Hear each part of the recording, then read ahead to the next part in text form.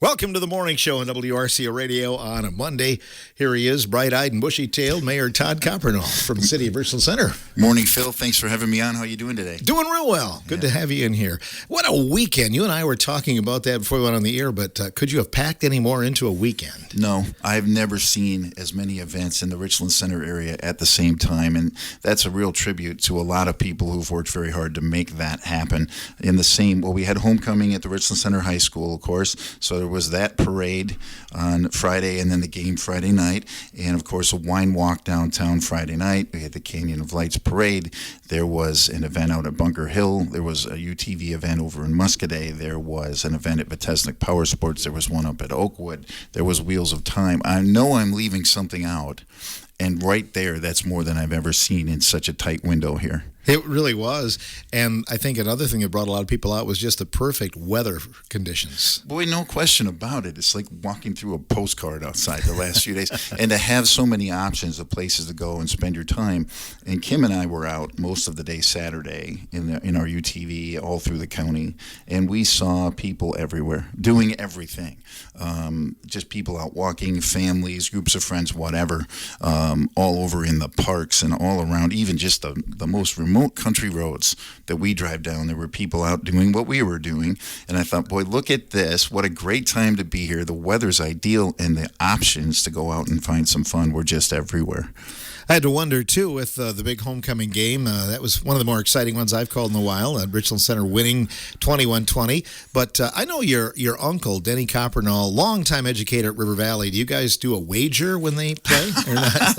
We don't bet. No, we don't. I'm going to tell a story about that. First of all, the good guys won. Way to go, Richland Center Hornets. You got to love it. Every kid on the team, every parent, every cheerleader, the band, the coaches, the staff, everybody who ever went to that high school loves it when Richland Center wins and loves it a little extra when they beat River Valley, and that's just the truth, and we all know it. So it is kind of funny. When I was in high school, which is a while ago, my Uncle Denny did coach the girls' basketball team at River Valley and the girls' softball team, and they won state in softball a couple of times, yes, which helped him into the Coaches Hall of Fame, right? Which I'm proud of, even though he did it for the dark side.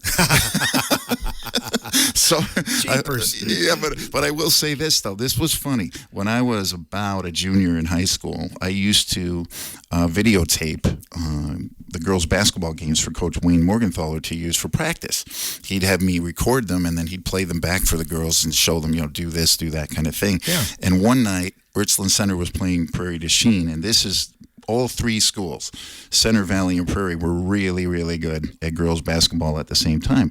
So Denny came up here. Of course, he knew I'd be there, and he sat down right next to me.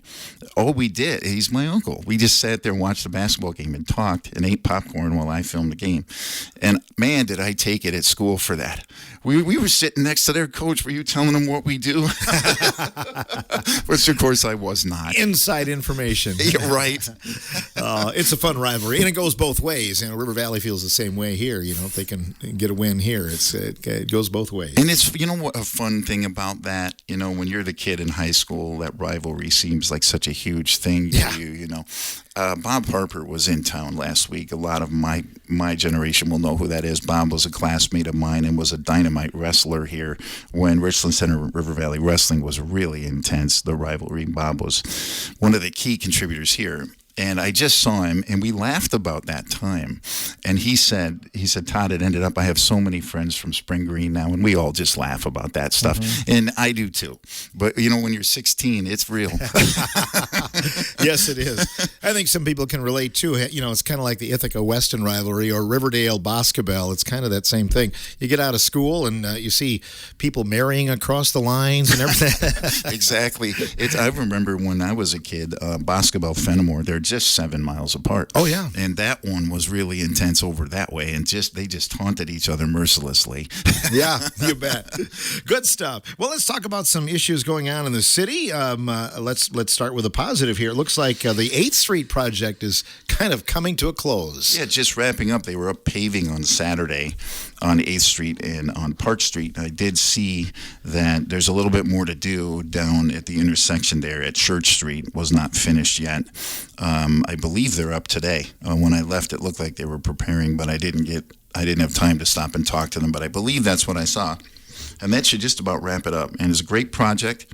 The neighborhood seemed to be pleased with the work and with the people, and everybody I met on the crew from G-Pro was wonderful to work with, and engineers from MSA were, and then of course the people with city utilities too. I think everybody did their jobs very well, cooperated with one another very well, and did their best to keep the public informed. And that last one is a very big deal. There have been times in the past on various projects where I don't think that was done real well, and as mayor, if it wasn't done well, because the people call you and say, what in the world are they doing in front of my house? I didn't get that this year, and I'm grateful for that. So thank you to everyone who worked on the project, and thanks for the patience of everyone who lives in the neighborhood. Yeah, those residents had a lot of dust, because it's been pretty dry here the last few weeks, too. That whole thing, the early stages of the project, it rained nonstop. Right. Heavy, heavy rain in May and June, and it kept washing out the sand that they'd placed on the road and washing it right down the street and into the grates, the storm sewer grates that are down the street there. And they kept having to clean that up. And finally they put rock down to deal with it. And about the time they did that, it got dry.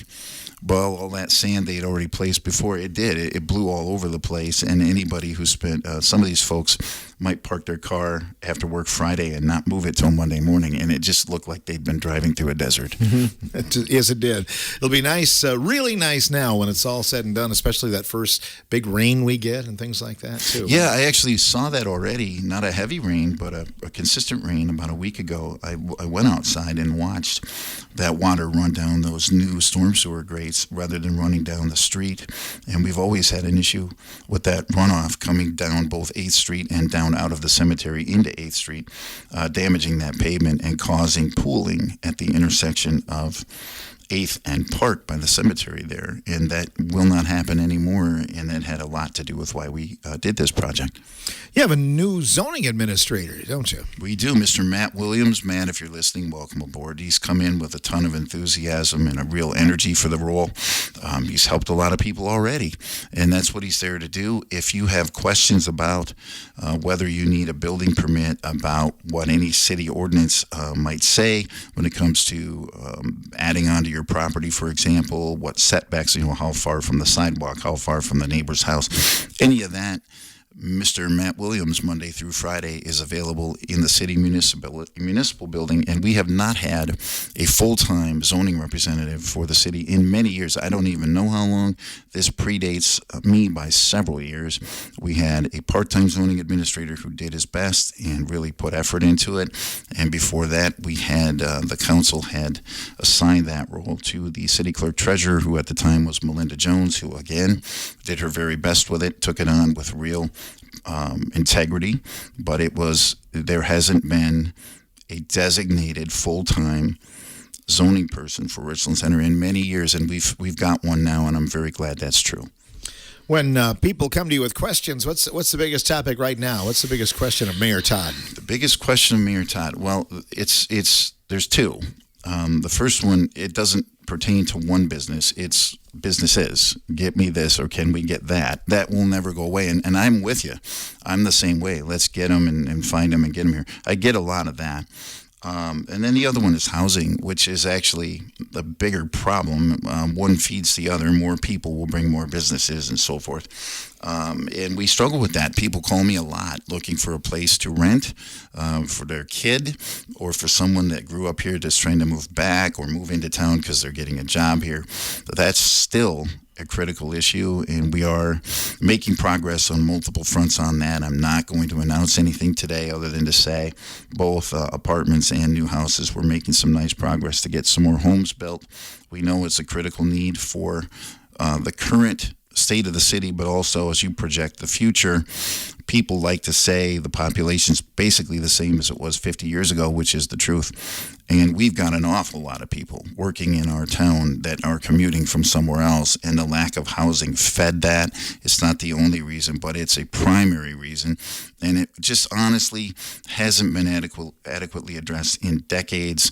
People say to me, but Wedgwood was added. That's true, and thank God it was. Thank you to everyone involved. But you need to remember, Wedgwood was added, but houses were removed when Highway 14 was rerouted. Houses were removed when the dike went in, and so on down the list. So the net gain in houses isn't nearly what some people believe it to be. There has been a gain, but not nearly as many as a lot of people believe that we've added. And then on top of that, just like everywhere else, there's so far fewer children, babies being born. Families just aren't the size they were. So a house that might have had 4 people in it might have 2 now. And that's going on everywhere. It's the same struggle everywhere. So what we're doing, we're talking to multiple builders about rentals. We're talking to a great group, headed Mr. Mike Lamont and Ms. Ellen Evans, talking to us consistently about a project they want to do that will put 23 to 25 new houses up above Rainbow Drive, basically the top of the Allison Park area in layman's terms. And they've been wonderful to work with. It's a long process because there's a lot of work to do to prepare the land, make sure the infrastructure, utilities, and the street and so forth get in correctly and all of that. And that involves multiple steps, just a lot of work for utilities, a lot of work. Again, zoning gets involved, and on down the list, the city council will be involved. It's not quick or easy, but I believe that's going to happen. I'm very confident, and the reason I am is because Mr. Lamont and Ms. Evans have been wonderful to work with, and they come down and see us consistently. Ellen was just down last Monday. And then also, when we give them instruction, we need you to do this, we need you to do that. We don't get delays and excuses. They do it. And they come back to us with, this is what we did, here's the results. And that's been a refreshing change from some of the experiences we've had. And I would like to acknowledge them publicly and thank them for the way they have worked with us. How many homes did you say up above Rainbow Drive? Did you say up to 25? Potentially. It all depends. So that would include 2 or 3 on Fern out there. Okay. And then the rest would be up above where Rainbow Drive currently sits. They've already purchased the land. They've already been up there clearing brush. They've got an engineering firm working on it. They've had the surveyor out there. They've worked with our utility department heads. They've worked with economic development, now with zoning, with myself, with the city administrator, on down the list. They came to the plan commission, and that's on YouTube. Mike sat there, and primarily Mike, detailed who they are, where they're from, and why they're here, and what their intentions are. And Ellen has been, man, I've seen her down here probably 5 times in the last 2 months, and she does not live in town. She's in Dane County, and to have her attention at that level and her energy when she comes in, Mike too, but Ellen's the one that I see most often. And you can see the sincerity, and you can just feel the passion and the energy to complete the project. It's tough to do this stuff. There's so many obstacles, if you will, so much red tape that goes into building, and so much expense, obviously, to get it done before it ever pays you back. You have to have fire and energy to see you through the process, and those 2 people have that. Yeah, it seems, on the outside, it seems easy. You just hire a builder and go get it done, but there's a lot of steps before that. Well, this leads to an interesting point, Phil. So any building project is going to be what we just said. You got to work with zoning. You got to work with a building inspector. Depending on what you're building, if you're going into a commercial structure, if you're going into like multifamily, you might have to get state-approved plans. All of these things, depending on where you're going to build, you might need the DNR. On down the list. Well, think about Rainbow Drive, which is up most of the way up a hill. Well, if you I guess disturb or build higher up into that hillside and put houses up there with a paved street, where's the water going to run off when it rains? Mm-hmm. That part is one of the hardest parts to sort out. You have to have a plan. And a water runoff plan can get very expensive. If you get into storm sewers, that changes everything. And if you don't get into storm sewers, you have to create a plan. This is where the water will go, and this is how we'll get it there, into a basin, retention pond, whatever you choose. This land right here will be left open for water to run through. This is how we'll direct it there. This is where it will end up. You have to do that. If you didn't do that, imagine the houses down the hill. Probably not going to be real big fans of that. Mm-hmm. So it's a critical component. And look at our topography in Richland County. Look at the steep hills. Sooner or later, you have to build at least partially up a hill here, because we just don't and won't get a bunch of flat buildable land just screaming at us to put up houses and commercial structures. It's not going to happen here, and if it did, there's a good chance it would be floodplain anyway. So you have to get creative, and you have to do things they don't have to do in a place like Waunakee or Reedsburg, where they're surrounded by flat fields. What about Panorama Estates? Yeah, still talking to them. I'm not going to comment any further till I talk to them later today. Once I've talked to them later today, you better believe I'm going to comment again. Okay. We'll have that. I know you have office hours later. What are your office hours, by the way, on Mondays? It's like this. I get in the office at 9 a.m. I stay till I'm done. Sometimes that's 5 p.m. Sometimes that's 9 or 10. I've been there almost till midnight a few times, and I'm also available by appointment in the evenings. You can always get me on the cell phone that the city provides for the mayor, 608-604-5399. You can call me or text me on that one to talk to me or to set an appointment to sit down and meet with me. Always happy to do that. Coming up, the election. In fact, the next time you're on the morning show, the first Monday in November, will be the day before the major election that is going on. And we want to give a shout out to all of the volunteers that go out there and work hard every election. Right. It's not easy, and it's something that gets overlooked, but you can't run an election without people. You can't do it. And it's critically important, right? These elections, for obvious reasons, and this one we have state, federal, all kinds of stuff going on. It's a presidential election. There's a U.S. senator on there, all the state representatives. This is a really big one, right? And you have to do it right. It has to be done right, and people have to believe in it. And you can't get that without good people working that election. And we're so blessed here to have always had and to still have groups of people have shown up through the generations with integrity, with just a passion and a willingness, desire to serve their community, which is the only reason they do it, to be down there and make sure it's done right. And we're lucky again this time that there are several people who will act as volunteers that day and work that election. And they've been down. There's been training going on again right now, getting some new people up to speed and talking about how the system's going to work, to take any possible hiccups out right now. And I want to commend every one of you. I don't have the full list, so everybody who's going to work the election, all of you who are training them, everybody taking this as seriously as you are, thank you so much for your effort.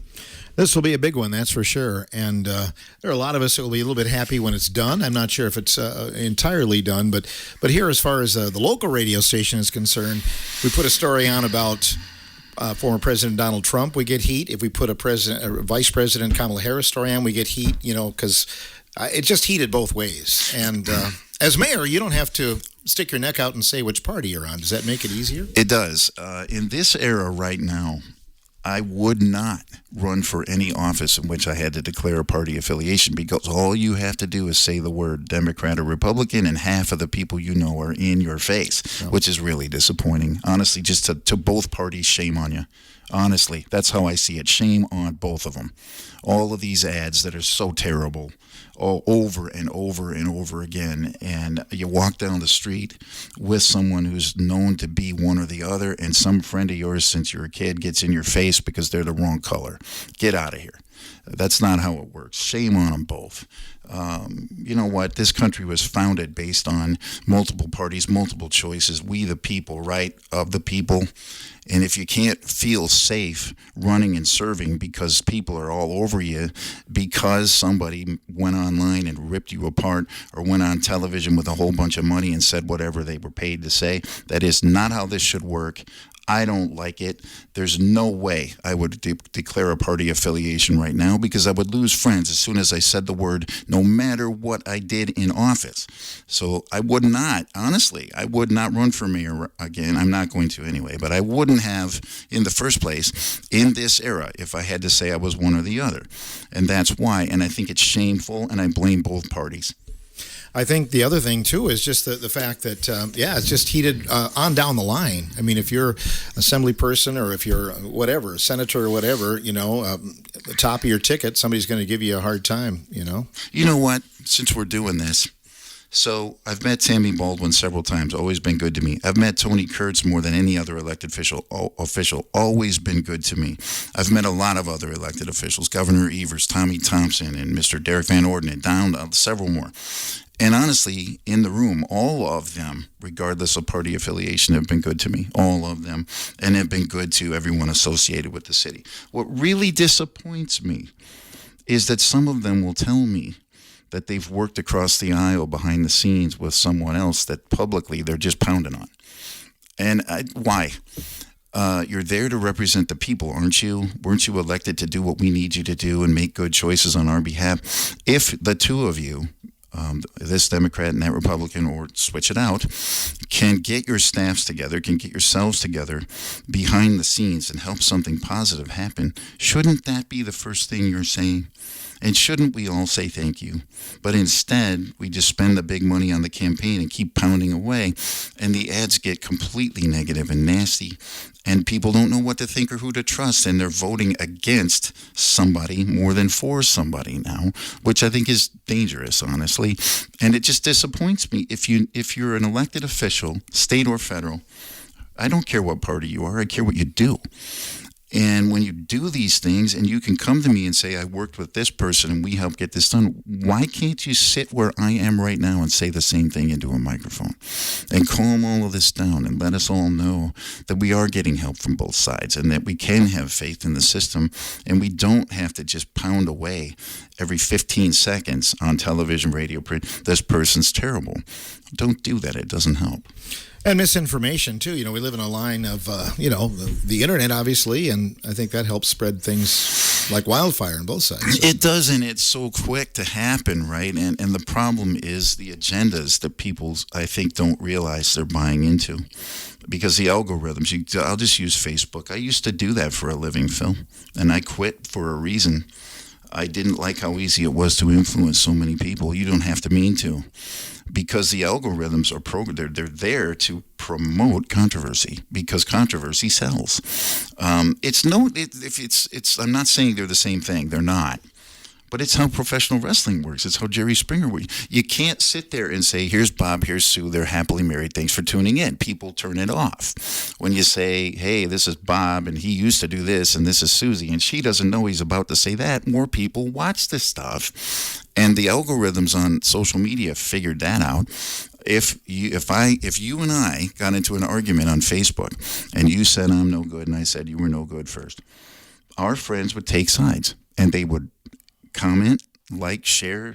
Some of them would pound me, some of them would pound you, and that would bring more of them in.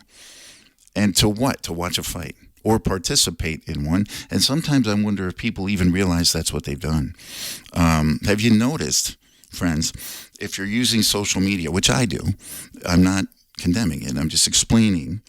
If you use social media, have you noticed how often you see things that tend to agree with your point of view? That's because they know your point of view, because you've told them everything about you. Pictures and comments and things you like and things you don't like and what you do on there is cataloged, okay? They know you better than you think they do. I don't care who you are. And so they're showing you stuff that's going to keep your attention because that's how they learn even more to make more money because you're there. So pay attention to the fact that you might be listening to people who are telling you you're right all day, which just reinforces whatever you thought, even if whatever you thought was not accurate. And now you got that in your head, and you might even not realize you just consumed an agenda, and now you go out in the world worked up. Oh no, this or that. Maybe, but did you just listen to something that was there to push an agenda because somebody's getting paid? That happens more than you think, and I would bet it's happened to every single person. I'm not exempt. Every single person that's ever used social media. Yeah. Mayor Todd Coppernoll, our guest on the morning show. We'll have more coming up in just a moment after this time out.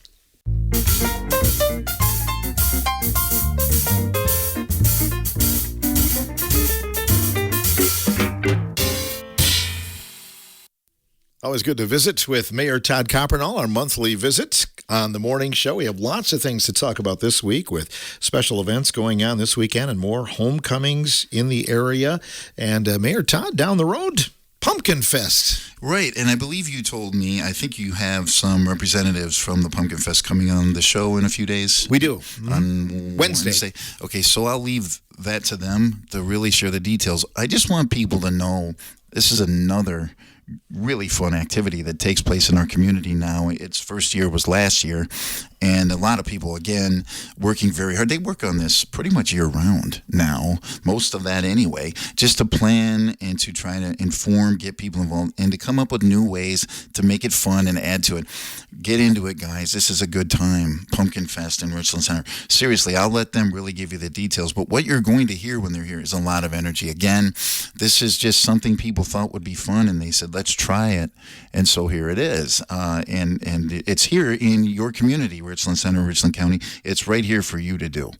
Well, and that used to be, Color Fest. When that was over, that was kind of the last big event. So this gives us something else to look forward to. Well, yeah. So now you're at Halloween. You're through October, and you're looking through. Here come the holidays and everything. And what do? We get Rotary Lights, which wasn't here when we were kids, Phil, and it's terrific. It's one of the better Rotary Lights in this part of the state. Stands out, and we get people from all over coming here now for that, and that's something that just, again, local people said, I think we should, I think we can, and they did, and don't take it for granted, guys, and don't you dare tell me there's nothing to do here, because Phil and I are running out of breath telling you everything that there is to do here. That's right. And we had the county fair, which was successful again this year, too. It was. People having a good time again. I helped work the gate out there on Saturday night there were county board members with me, just various people volunteered. And you noticed people just having fun. They're coming through the gate with anticipation, happy to be there. Some were there for the concert. Some were there. Little kids want to ride the rides that'll never go away. There were elderly couples telling me they met at the fair years and years ago, and how much fun it was to be back out there. So all ages, right? And boys, girls, men, women, families, single people, whatever, just out for a good time. Whatever it was that appealed to them, the food, the rides, the exhibits, the concert, or whatever event, and everybody had a good time. And again, a project that takes a lot of work, dedicated people who don't let up and don't back off, getting it done. And this time, a lot of county employees and county board members in particular, and committee members, deserve a lot of credit for what goes on out there. It's not easy, and it won't happen without people. You can't do it. So thanks again. Thanks for bringing that one up, Phil. Thanks again to everyone who was involved in the county fair. For the county board, it hasn't been a real quiet last month or so, has it? No, it has not. And I'm going to give, not really advice, but a mention to my friend Dave Turk, who I've known since high school, who is the county board chair this year and is in his, I think, first year in that role. Has been on the county board many years, and he'd served as vice chair in the past. This is his first lap of the track as the county board chair, and you see some of the stuff that has happened. And when you are in that seat, much like the mayor position, when you are the one in that seat, you will be judged. You will be graded fairly and unfairly. People will come after you no matter what you say or where you say it.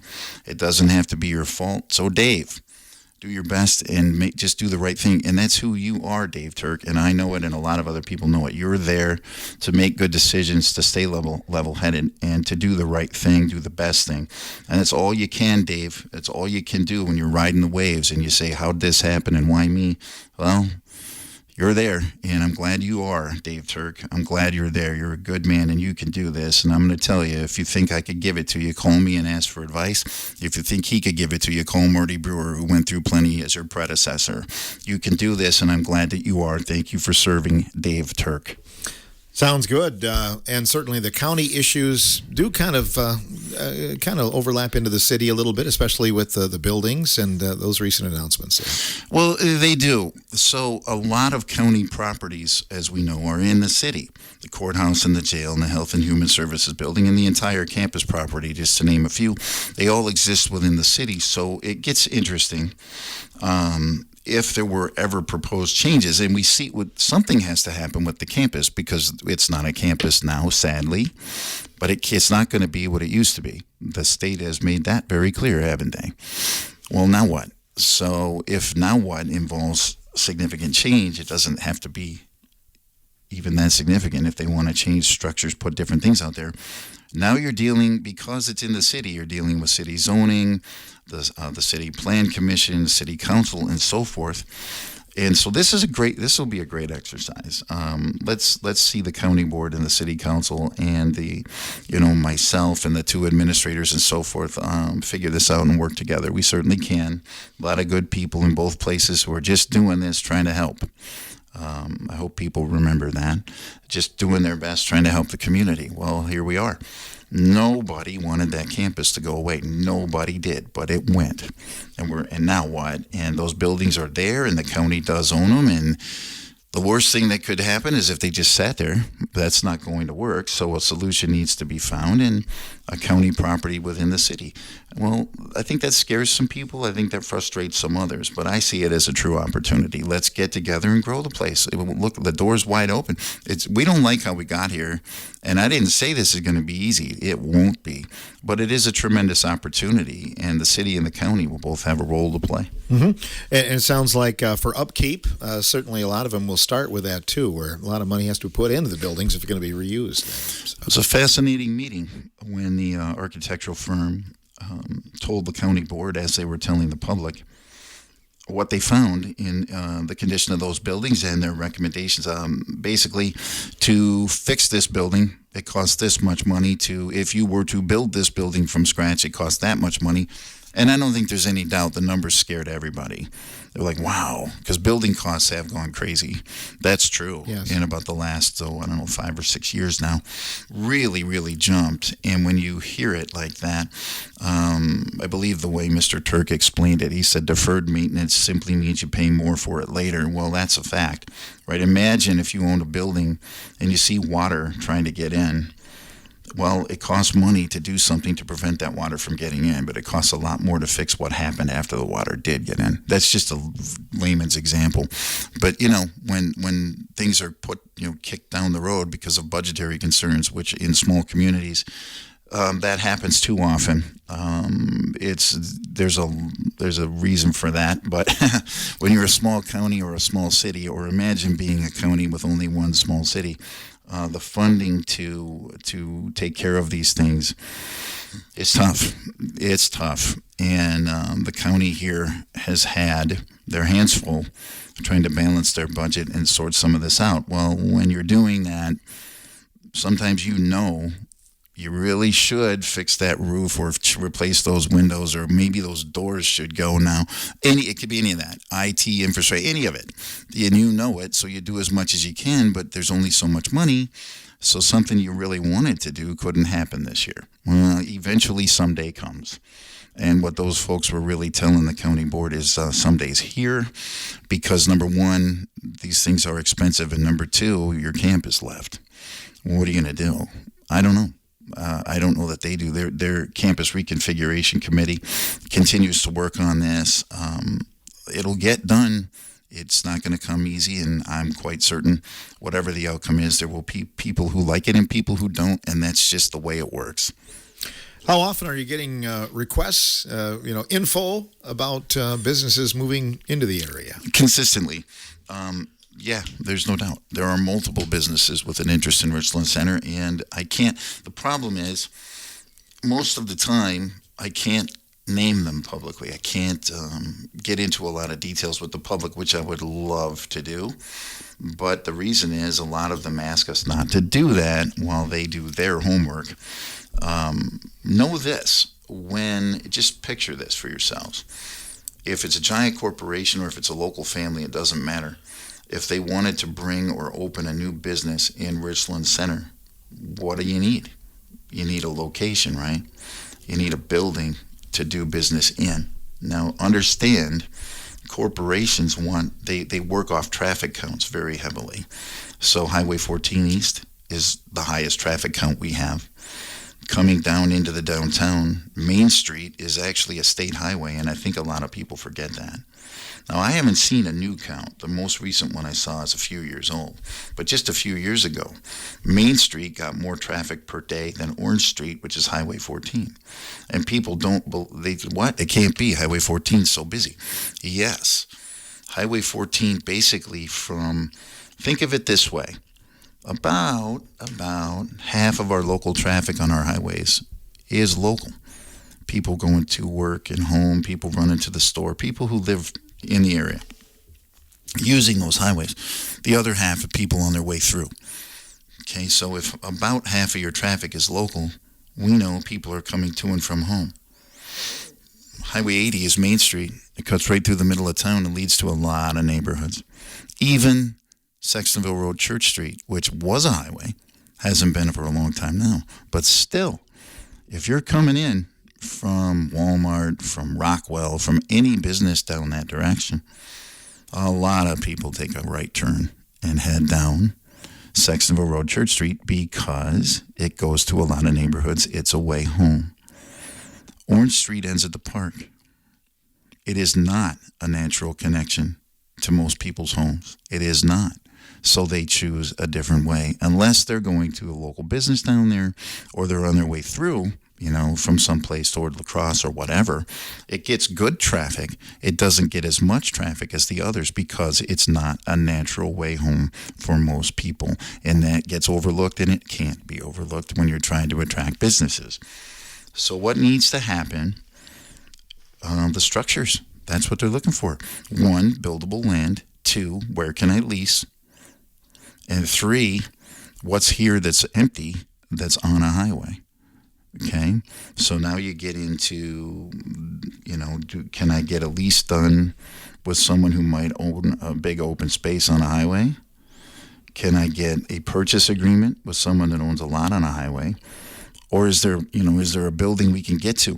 That's the hardest part, guys. That's the hardest part. We've reached a point convincing several businesses that they should take a hard look at Richland Center. We're there. Now, how do we get them here?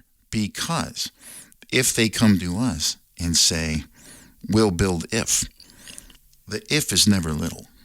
And we've got to think about property taxes as much as anything else. What would you do if the city council voted, and just fill in the blanks with who it is. It doesn't matter who it is, a landowner, a business owner, anybody. I'll build a store if the city gives me $500,000, hypothetically. Okay, whose $500,000 is it? Because I don't keep $100,000 bills on the windowsill in the mayor's office. That's real money coming from real people, and those people live here, and they're listening to me right now. And I don't hear them saying, please capsize my property taxes to get a store here. I've never had anyone come down and plead with me or yell at me to do that. And a lot of these proposals, that's what would have happened or could have happened. I'll say it that way. That doesn't mean these things won't get done. It means that the focus, this city, this county must focus on growth. There's no way out of it. And to get that growth, you got to get buildings, because buildings generate taxes. Taxes pay the bills. That's the way state laws work, period. The county has a 0.5% sales tax, which the city is forbidden from having itself, which means every time somebody comes through town, spends a night here, whatever, they're contributing to the local economy. Okay, if we get a business they don't have in Spring Green or Muscadet or Lone Rock or Plain or on down the list, they come here. Don't believe me? Stand with me in the entrance to Walmart for 1 hour. Okay, and when they come here, that 0.5% sales tax is contributing to the county budget. So the structures it takes to house businesses, that's where some focus needs to be. I think the perception, though, Mayor Todd, with other communities through the years is that they have rolled out the red carpet, so to speak, for business and industries better than we have in the immediate area in Richland County or Richland Center. Well, I'm not responsible for the city's past, am I? Nope. Neither is the current city council, neither is the economic development director, neither is the administrator. I'll tell you this, before 2020, there wasn't an economic development director. I don't know the last time they had one. We'd reached a point where the city didn't even have a chamber of commerce, and the relationship in this area between the city and the county had gotten very contentious. and unproductive, and a lot of steps have been taken to correct that. And we got the dialysis center, which gave a new home to a pharmacy. Dollar Tree could have left town. Instead, they built a new building. We got the building that Mr. Ryan Jones funded himself. Thank you, sir. That put in Duncan and AT&T and TriStar. There you go. New businesses coming to town, new structure. We got the TechCom building downtown. The Grangers donated the last residential lots in the Wedgwood neighborhood to the city, gave them to us. Can you believe that? They did. We sold them. We got one house and 2 duplexes, 5 new homes down there on lots that had been buildable for decades and hadn't been touched. There's been a good bit of work on economic development in this community. You saw the expansion at the Richland Locker and so forth. Okay, the issue is there was a big hole to dig out of. Big. And we're doing it. You see a lot of businesses that weren't here doing well. Go talk to the guys at Richland Family Restaurant. That was a shuttered country kitchen for a long time. It's booming now. Mm-hmm. Okay, so don't tell me nothing's happened. I'll take you for a ride. This will take us 10 minutes. The problem is we need a lot more. We need a lot more. We know. We need more homes, and those people, the population growth helps bring more businesses. The issue, friends, I mean it now, the issue is going to be where the structures are to put the new businesses, what land is available, what buildings do we have now, and what can we get, because they can't come here if there's no place to go, okay, or if they can't get a lease that they're willing to sign because the building owner just doesn't want to do it, whatever it is. So that's the way forward. That construction, I've said it on the air so many times, I can't count them. Net new construction. Look it up. Google it, I dare you. Net new construction is right in state law. You want more money for the city and the county to have to spend to make the place better? It comes through property taxes, and that comes through new structures, new construction. Net new construction over what you had before. So when we get a new house, that helps. When we get a new commercial building, that helps. Did you know?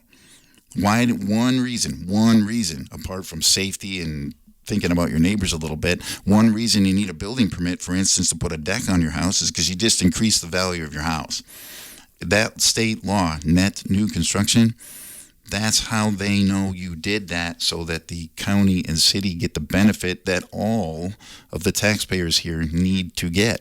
If that stuff is hidden, if that stuff goes unknown, then you just dig a deeper hole, and then you have to cut more services or lay people off that work for the city or the county, and then everybody gets mad about that. That's how the system works. That's not the city's rule. That's not the county's rule. That is state law, net new construction, new homes, new commercial structures. We need them. We're after them. We'll get them. It takes buildable land. Never forget where you live. You live in a beautiful place surrounded by wooded hillsides, and those wooded hillsides make it tough to build. You live in a really cool place with a river that people catch trout in, that they love. People kayak in, and it's beautiful and a wonderful resource, and that river creates floodplain you can't build on. So when you get buildable land, when you get an opportunity, your city, your county, they need to take the steps they can take to make that possible, to make that buildable, or the growth we've got to have to get more money by state law will not come here. Anything new on the hotel? I know there was a talk about that earlier this year, about a possible hotel project. There's a chain. There's a hotel chain with a great deal of interest in the city. It's a long process there, too. It's basically the way they structure their agreement. It comes down to investors, and that's where we are. I'm not going to say much more than that. It just isn't what I should be doing on the air.